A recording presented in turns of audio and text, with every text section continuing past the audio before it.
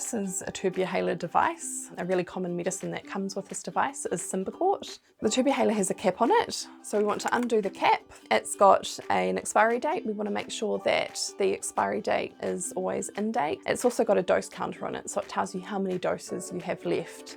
Depending on how often you use it, you might want to go to the doctor and get a new one by the time it's at sort of 40 to 50, so that you've always got a new one ready to go and you're never without it, especially if you're using it as a reliever inhaler, really important. So when we do go to use it, we want to always load it upright like a rocket. So we're going to do twist and click, breathe out to the side so that our hot air from our mouth doesn't moisten the dry powder in the device.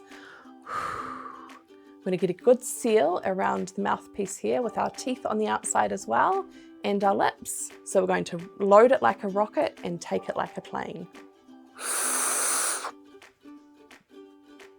And then we hold our breath for 5 to 10 seconds.